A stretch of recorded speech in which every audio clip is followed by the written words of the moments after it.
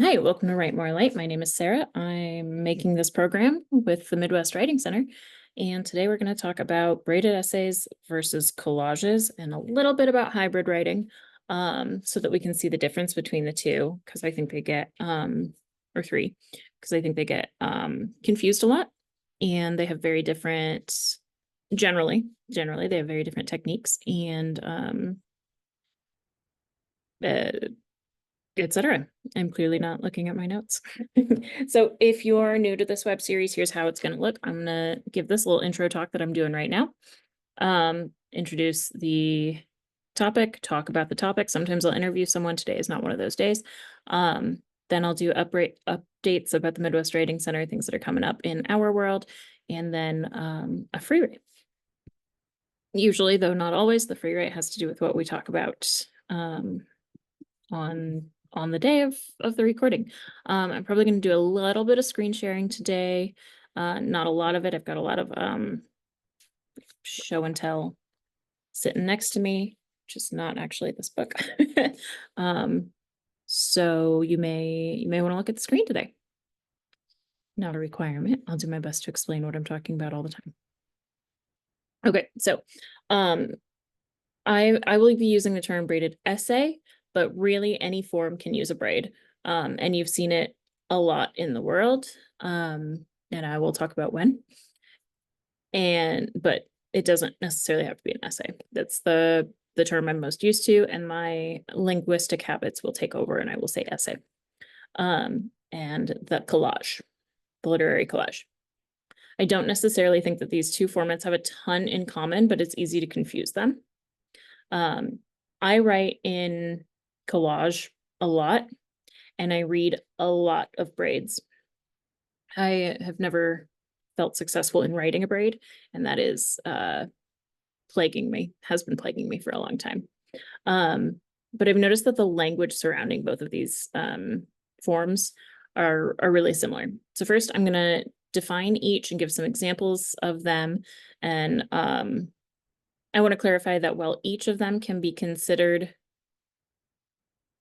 hybrid writing, they aren't necessarily. So I'll also talk just a tiny bit about hybrid writing. So the braided essay, or braided whatever, uses two or more separate topics, probably not more than three. It starts to get really complicated, but you think of a braid and that's got three strands, right? You fold them into each other. So it uses two or more separate topics which support a single narrative, and eventually the strands will weave together. And the message will be pretty clear that there's like a single theme in the piece. I've got some examples of the braided essay. And this is something we see a lot in film when we've got and so one of my examples is a book that uses multiple narrators to tell a single story, but we see this a lot in movies where there's an ensemble cast and we see each of their stories, and then like at the end there's like a big party and they're all there. They're all connected somehow, right? So I think that's a really nice like cheat code for what we think of when we think about a braid is the multiple point of view piece, especially when we don't necessarily see how those multiple perspectives are related. The example I have for that, which now that I'm thinking about it, I don't know why this was my choice, was The Sound and the Fury by William Faulkner.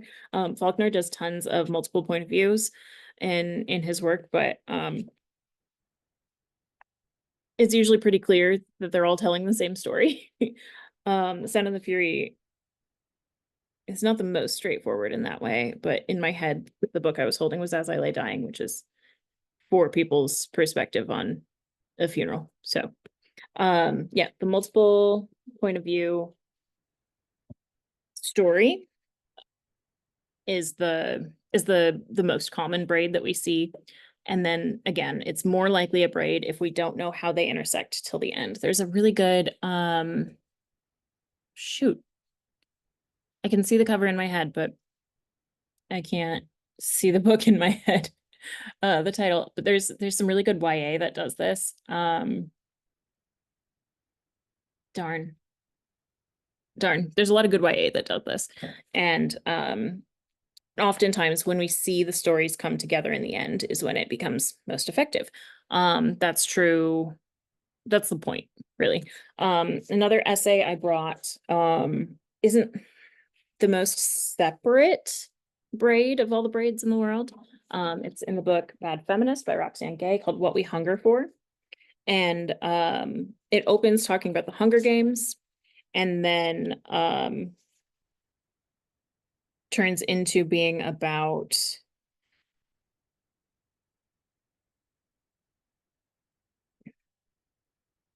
it's called What We Hunger For.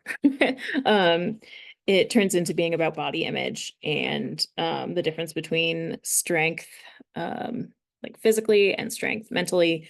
And why narratives, like dystopian narratives, particularly of survival, can be really impactful in our world. So we think we're reading about the Hunger Games, and we are, but then it turns into physical strength and slut shaming, and the two combine in the end. It's a real short essay. It looks like it's 9 pages. So I don't know if that's available online. I take notes in my books so that I know maybe what I want to use them for later, or how much I love them. So I didn't look for that one online. I started out looking for my references online, and then I was like, I have books. So yeah, another Eulabis. So I'm gonna do a screen share here for you because I found this one online. In her book, Notes from No Man's Land, she pretty much exclusively writes braided essays. I don't know much beyond that book. I see her online. I see her work online sometimes. But I've only read a few of her essays that are not in Notes from No Man's Land. Highly recommend that book. Struggling to screen share here. Okay. So I think this is probably the opening piece. It really it stuck with me. It's called Time and Distance Overcome. I found this on uaf.edu. I just searched the title of the essay I was looking for.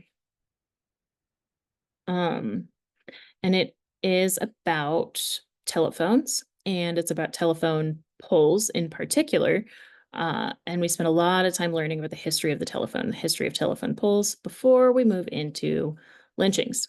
And it turns out the piece is really about racism. There's a bit about redlining, and there's a lot about pain and communication, and the ways that all of these things intersect. So I wanted to screen share for that one for 2 reasons. So you can find it and how to find it.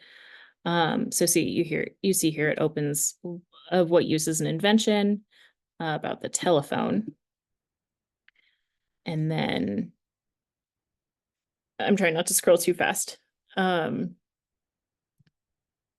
We see more telephone content, the war on telephone poles, because they're unsightly. People didn't want them on their land. And it's sort of just a list, right, of times of things that happened with the telephone and the telephone pole. It would only, despite the war on telephone poles, it would only take 4 years after the first public demonstration for every town to have a telephone infrastructure. And then we get into another use people found for the telephone pole with this hanging. And then it's just a list of hangings, and it's horrifying. It is horrifying. And then it starts to get woven in. So those are 2 separate pieces. Then it starts to get woven in the children's game of telephone. And then, another lynching. And then the poles are not to blame, but, and then, so you see, we've got 2 probably full pages of separate topics. And then the weaving starts. The children's game, back to a horror. Then back to the poles themselves. Back to the phones themselves. Back to some horrors. You can't see me pointing. I'm realizing that now. And so you can, I feel like this is a really good example of a way that you can just see where I've been highlighting the way that it's woven together. And it ends on a note that's like a pretty solid combination of the two stories. So that's a really powerful one, and I'm glad that it's available online. I'll throw the link in the comments to that, because it's a really powerful piece, and I think a really gorgeous demonstration of how the braided structure works. And then I've got another one. I'm going to be looking at this same book a lot, and I will list it as a recommendation later. But the essay Apocalypse Logic, that's also available online. I'll find the link for that. I need to make a note to find the link for it. So it was published in a magazine before it was in a book. Okay. So the piece Apocalypse Logic by Alyssa Washuta opens with, I'm tired of writing. So here we go. Opens with, I'm tired of writing this story. Right? Okay. About her native ancestry. And then it talks about more about her native ancestry, history of racism. Then it brings in contemporary events that deal with racism and atrocities against Native people. This is just the theme, I guess. Not all of these pieces are about horrors, I promise. I don't know if I can promise that, actually. Hopefully. Then, so this is, I'm gonna say that's just two things, is history of atrocity and present day atrocity. Then she brings in language. And both of these things are about survival, right? The survival of humans and the survival of language are both the survival of culture. And then there's more about history, and then there's more about language, this time about writing. And in the end, I don't even want to talk about the ending of this piece. It's too powerful. It's really, really incredible ending. But the combination of language and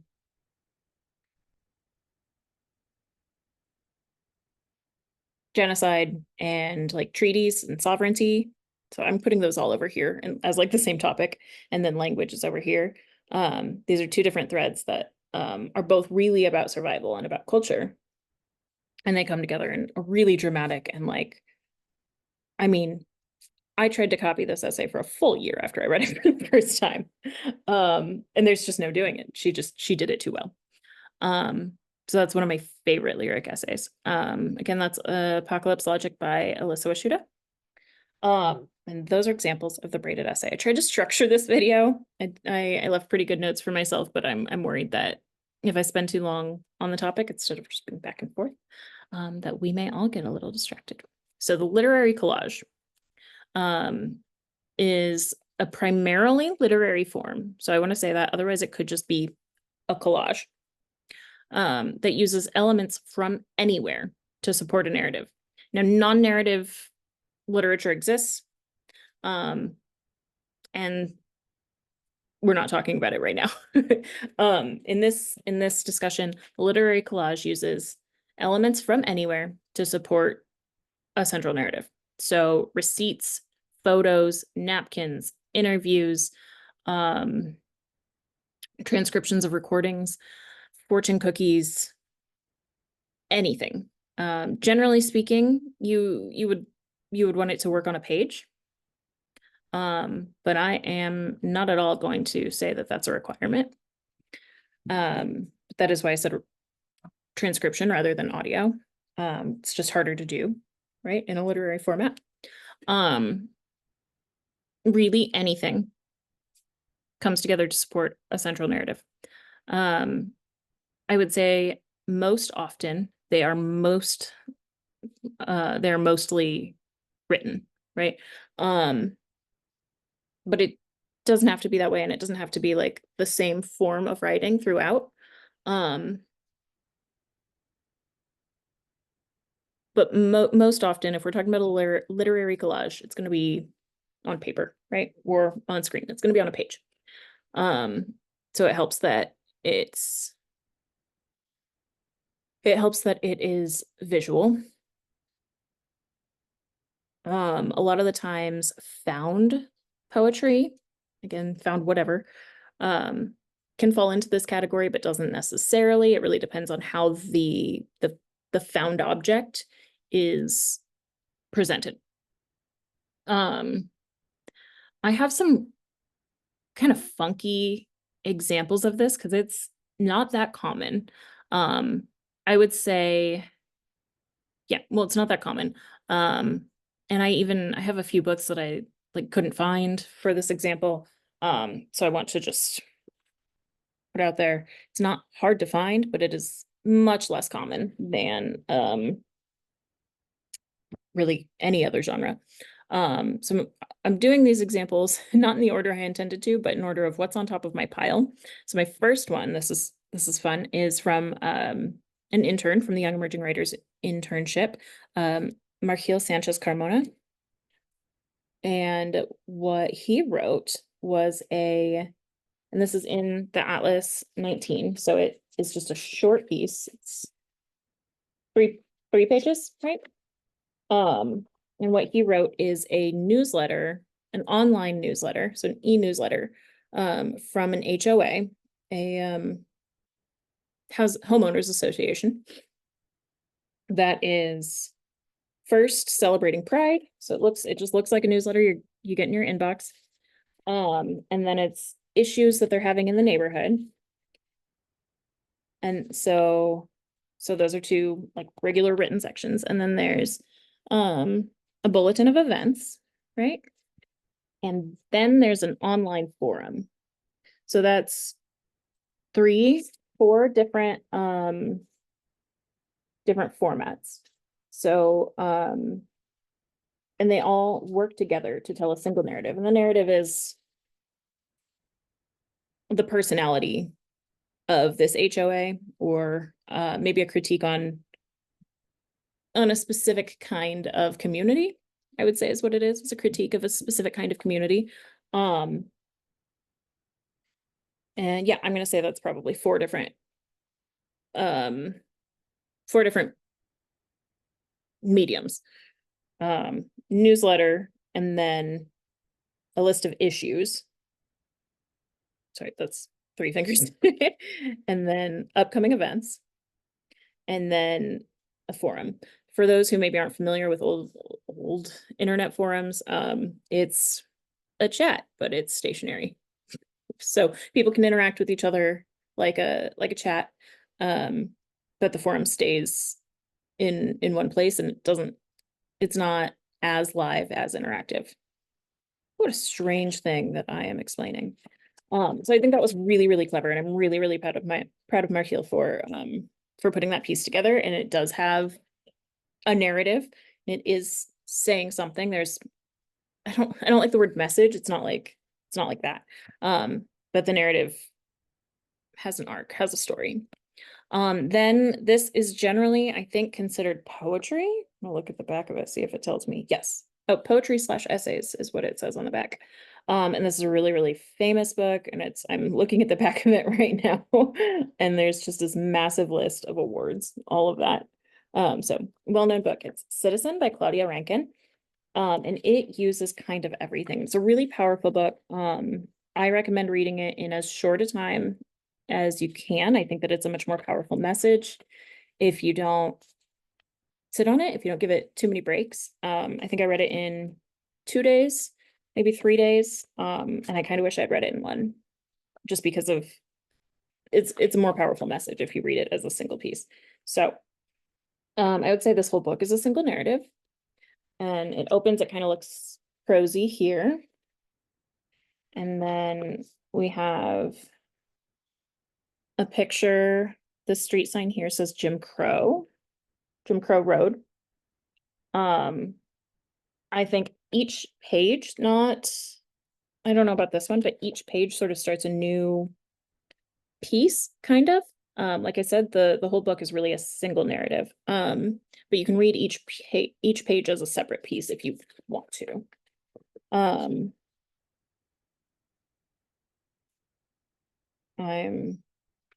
Yeah, and it looks prosy, like that looks like paragraphs, right? But Claudia Rankine is a poet. And so that becomes clear as you read the language.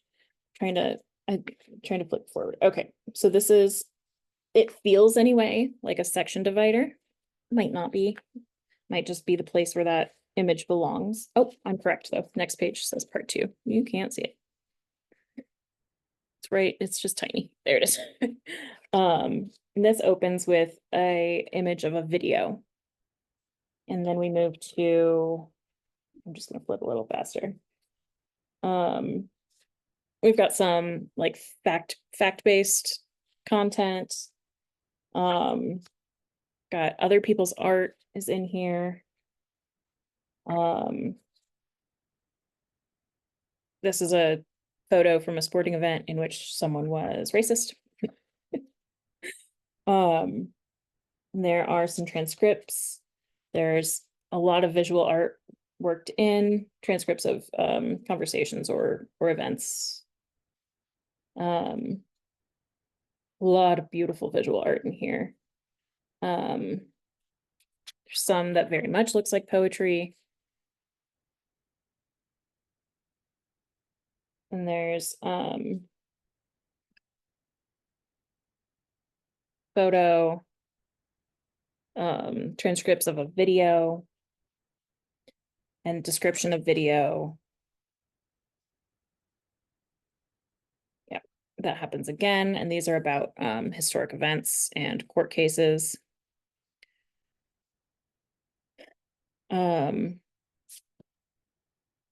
Some more transcripts, some more video. Some lists of, this book is just freaking genius. There's some lists of like big thinkers, and then it's woven into information about whatever that topic is that we're talking about in this moment. This looks more like poetry. For this whole section, it looks more like poetry. This is a date, and so what follows is about that date. It's a really just really compelling book and a really good example of a collage. And it's got a lot of pages too of sources, so you can see what each piece of art is, who made it, whatever, or what event we're talking about, or where the news clip came from, or where the statistic came from. So this is really a really unique piece of writing, and that is not where I'm putting this. Okay, so we're still looking at collage. This book is, I think, definitely considered poetry, and it is okay, so it's listed as art/poetry. It's Too Much Midnight by Krista Franklin. You can see like the cover is a visual collage. That's kind of enough information. And it's just a very visual book. It's mostly poetry. But the visuals are overwhelming and very important to the narrative. Trying to find, okay. So it says introductions is the name of the section. You can see there's divisions here between these. And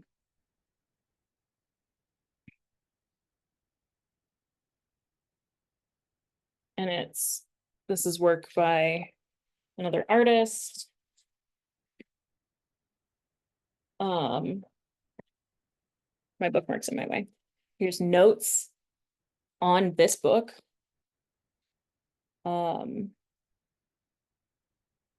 There's the text of a piece and then folks responding to it. So it's lots of different artists responding to art to create a narrative. Very cool. And then this one, I feel like this one comes up a lot, and I don't know if it's properly a collage. But I wouldn't know where else to put it, and that's true of a lot of the work by this writer. But in very different ways. This is just his most famous book and the one that's like most visually obvious. So it's House of Leaves, Mark Danielewski. And I'm just gonna show a couple pages. This looks like regular text, except footnotes have their own narrative. And some pages look like this. It does braid two separate narratives together, but also like 45 other sort of media come into play to tell like an outside narrative. Some pages look like this. It's really, here's an interview, I think a transcription. There's letters. And some pages look like this. If we don't call it a collage, I don't know what we call it. And I have a whole lot else to say about it. Like I can talk about the narrative, that's not really the point here today. Just that like there is a world of possibility in the collage, and all of those books are very, very different from each other, because the collage can be so many different things. There's a lot of I don't know, biographies that work in this way, where they use sort of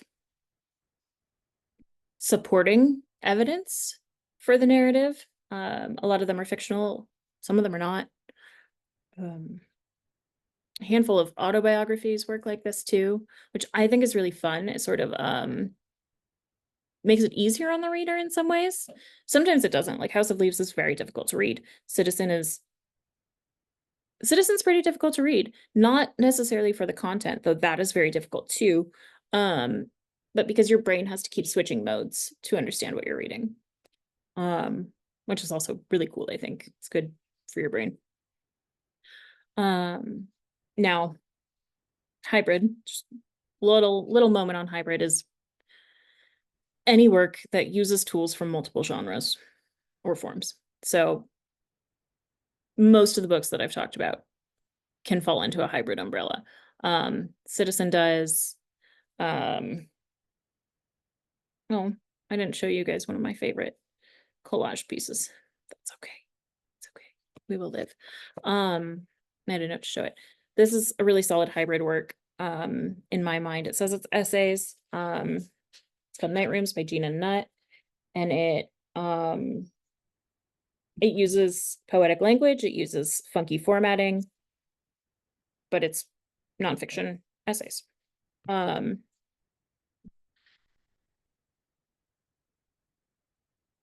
Oh, never mind. The thing I was confused about, I put in this category anyway. So it's from this book, Lyric Essay as Resistance. And here we go. It is called Architectural Survey Form 902 Sunset Strip by Camellia Berry Grass. And I'm gonna hold it up here. It is a form. It is like a form that you fill out for the government, but it is filled in with a narrative. So I'd call that hybrid, and I don't know what else, right? It could very well count as a collage, but the narrative exists within a form. So it's not using multiple things, it's using a structure. So that's why I'm just keeping it over here under hybrid and not trying to categorize it further.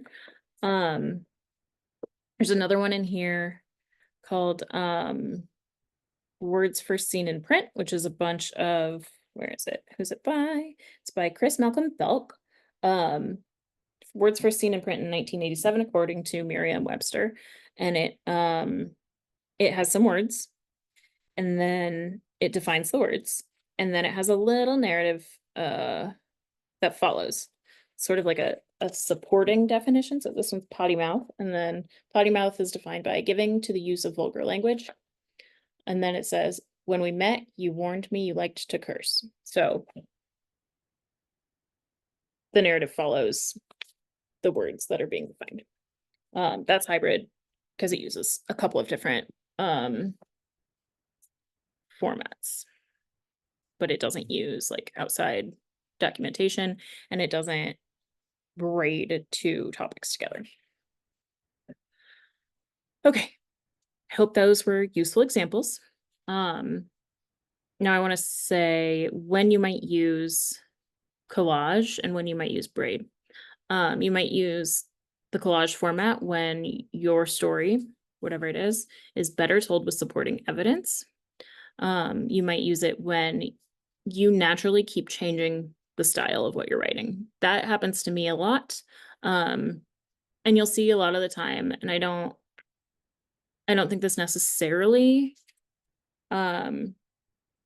falls under a collage umbrella, but you see a lot when like you've got a regular narrative, and then people are texting each other or there's an email.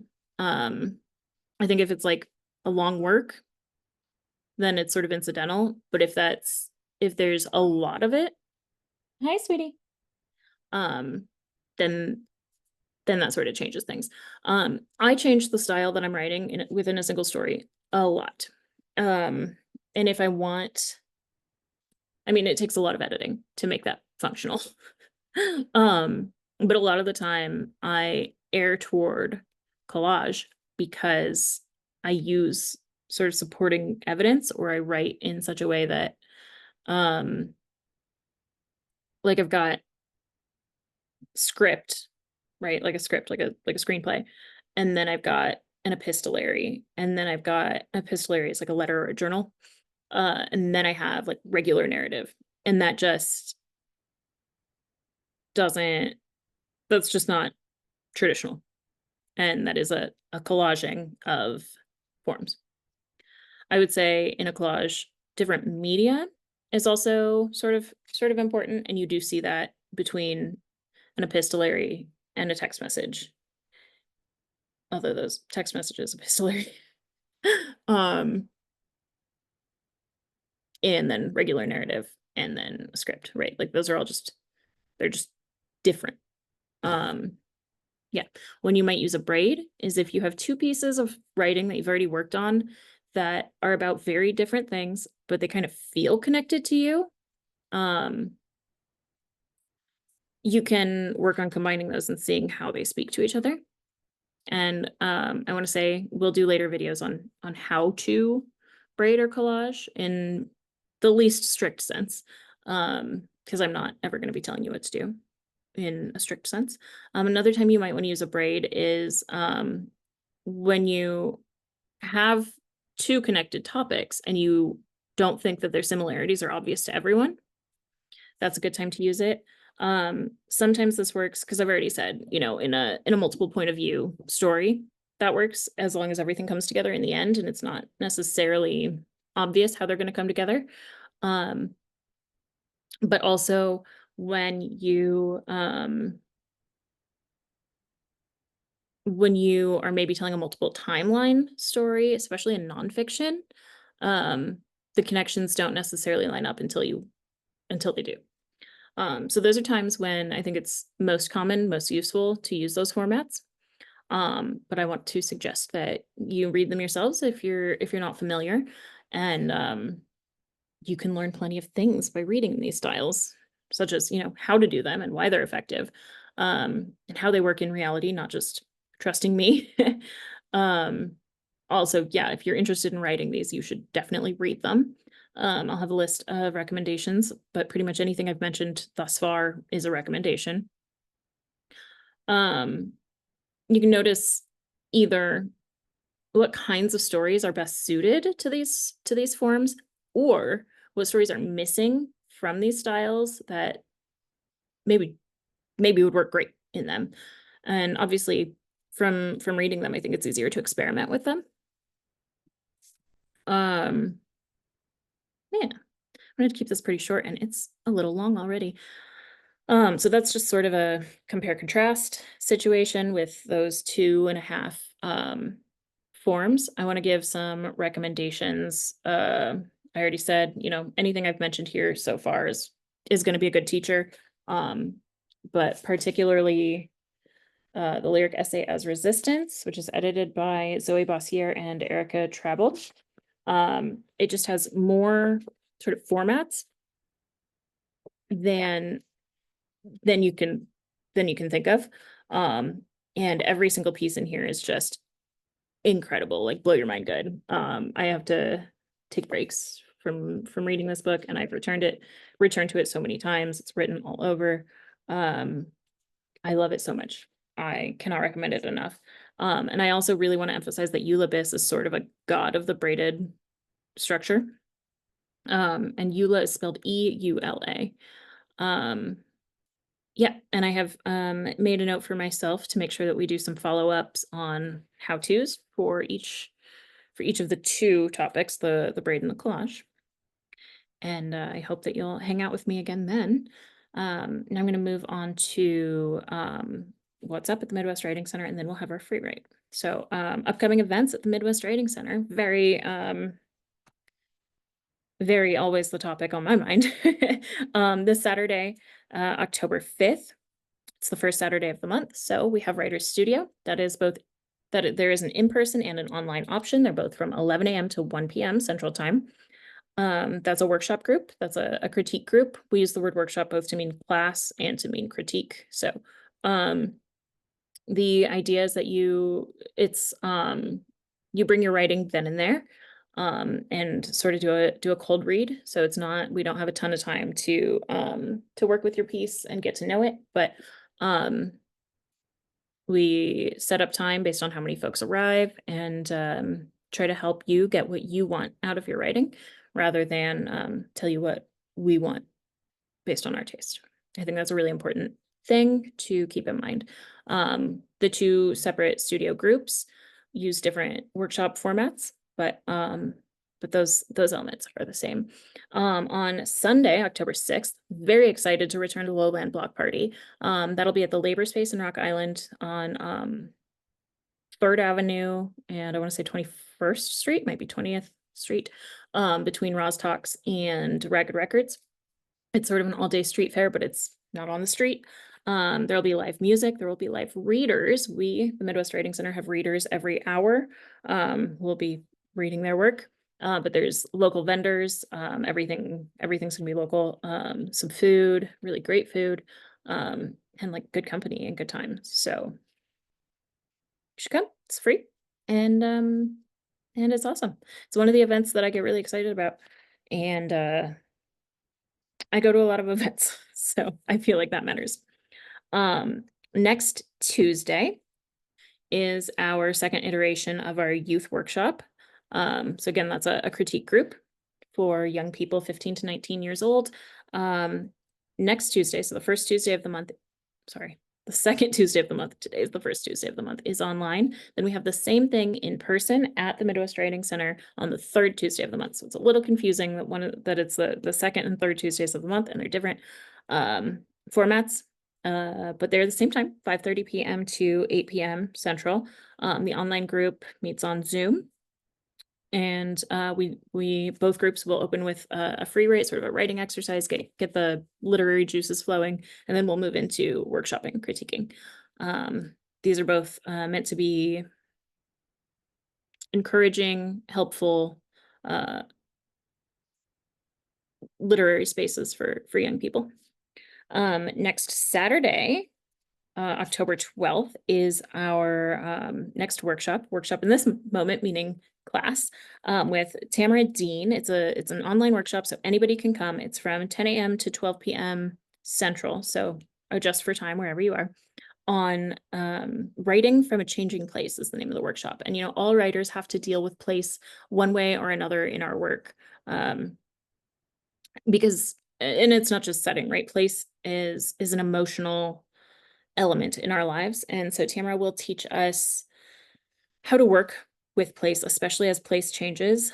and the ways to ground and sort of mine for emotion and work with it. It's open to all experience levels and all genre of writers, and we're going to come out of it with fresh work and probably plenty of ideas on how to work on projects we already have ongoing. That's $40 for MWC members and $60 for non-members. Scholarships are available. What else do we have coming up? Oh, it is October. Later in the month, we'll be at Iowa City Book Fest. That's the 19th and 20th of October. We're going to be at the book fair, but we're also going to be on a panel on publishing. So you can hang out with us in more ways than one. The book fair is really, really fun. It's all independent presses, mostly local. It's just like a good time to be a writer and a good place to be a writer. We've got, it's next week. Can't believe I didn't say this first. The Spectre reading series is returning next Wednesday, October 9th, headlining Elliot Sky Case. One of my favorite working writers. And also, this is really exciting that MWC published this book, and that was before I was involved. So it's just extra exciting for me, and I am not biased. I wasn't part of the process of making this thing happen. It's really, really incredible, and we've never actually hosted Elliot before. They're so talented, and they're on tour right now. It's amazing. They're going to read with Chewy Renteria, Kai Newell, and Lynn Kress. It's going to be an incredible lineup of all NB writers, all really pretty innovative writers who are doing just really great work in writing. We've got another Spectre reading series reading on October 24th, and I will get you details on that next time. So today's free write, I'm sure you will be shocked to learn, has to do with the topic at hand. And what I want you to do, I want you to listen very closely to this one. Of course, if right now is not the moment for you to write, cool. But try not to plan this out, right? Try to do it as sort of randomly as you can. Grab a scrap of something near you. So I'm going to do this. I have lots of things near me. I'm going to see if anything falls out of any of these books. So that'll be, yeah, okay. This is a business card for every child. I'm not going to turn this around, but I will use, here, there we go. I will use the information on the back here. And this will be my prompt. So what we're doing is a collage, and we're going to start with whatever the thing is that we just grabbed. I also had a bookmark in that book. It can be a receipt, a fortune. I've got a journal here that also functioned as a planner. You know, a planner page is just fine.